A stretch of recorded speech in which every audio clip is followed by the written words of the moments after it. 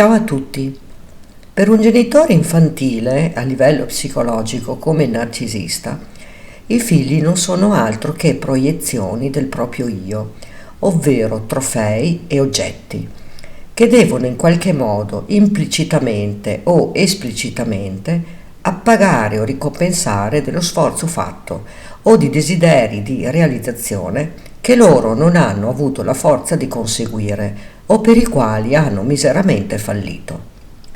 Ma non solo, i figli sono coloro che hanno l'incombenza di riscattare una loro ferita emozionale, partecipare a guerre familiari o vegliare su di loro sdebitandosi per tutto quello che gli è stato dato, ossia poco o niente sotto l'aspetto affettivo e molto sotto l'aspetto materiale.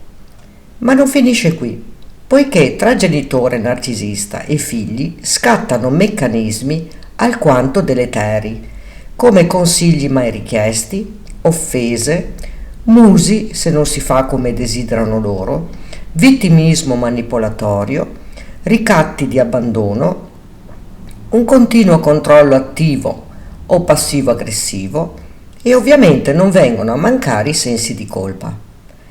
Trovo lecito porre una domanda: ma quali sono i danni psicologici sui figli? Solitamente nelle famiglie vige il valore morale come l'amore, la considerazione e soprattutto la libertà di parola di ogni singolo membro della famiglia. Cambia il discorso se all'interno del nucleo familiare si trova un genitore narciso, dato che tutto deve orbitare intorno a tale figura.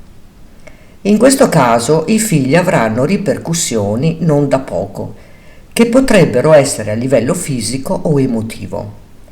Ti porto l'esempio di mia figlia che in età adolescenziale ha iniziato a soffrire di attacchi di panico, accompagnati da ansie, mancanza di autostima e sensi di colpa per qualsiasi cosa.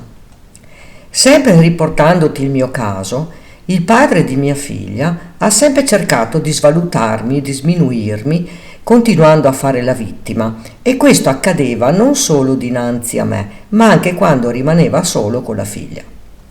Apro una parentesi. Se desideri puoi approfondire l'aspetto del vittimismo guardando il mio video Narcisista e mentalità da vittima, come gestirlo, dove spiego quali sono le diverse strategie per rimetterlo al suo posto. Chiudo la parentesi. Queste sono le tattiche che il genitore narcisista attua sempre con i figli, devastando nella loro vita nel vero senso della parola. Tuttavia, per il genitore narciso, schiacciare e distruggere l'esistenza di un figlio è un gioco da ragazzi. In un mio video, Il narcisista ruba in famiglia, puoi capire a che punto arriva un padre narcisista nei confronti della propria figlia. Il genitore narciso mette sempre zizzania in famiglia per poter prendere il pieno controllo delle situazioni e giocare con i sentimenti altrui, come meglio crede. Ma come comportarsi per gestire al meglio un simile contesto e aiutare i nostri figli a non soccombere? Per prima cosa, non smettere mai di dare il massimo supporto al figlio preso di mira dal genitore narcisista. In questo caso sarebbe utile un sostegno psicologico, in modo tale che anche lo psicologo possa aiutarti su quali strategie mettere in atto contro il narciso per salvaguardare la salute mentale e fisica di tuo figlio. Oltre a ciò, dovresti aiutare tuo figlio a potenziare la sua resilienza, sviluppando strategie di coping efficaci, ossia tecniche per affrontare periodi difficili. Ma desidero andare nel dettaglio e darti delle vere e proprie tattiche utili per difendere tuo figlio. Assicurati che tuo figlio svolga attività sportive e che segua un'alimentazione sana ed equilibrata. Quando comunichi con il genitore narciso davanti a tuo figlio, mantieni un tono pacato e rispettoso. Non criticare mai il genitore narcisista con tuo figlio.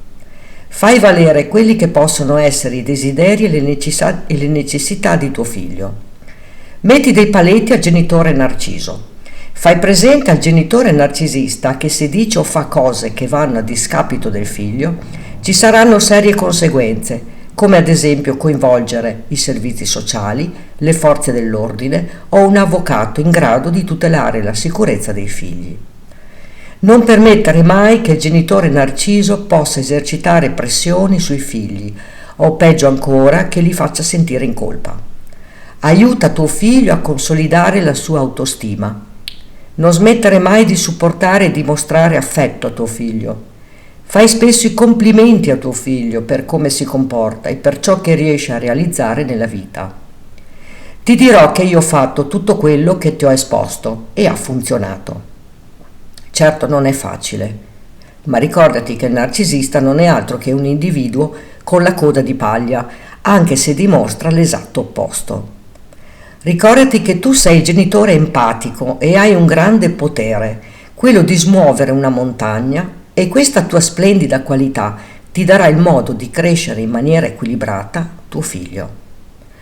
Se anche tu hai dei consigli da dare a tutti noi, scrivilo qui sotto nei commenti. Grazie per avermi seguita.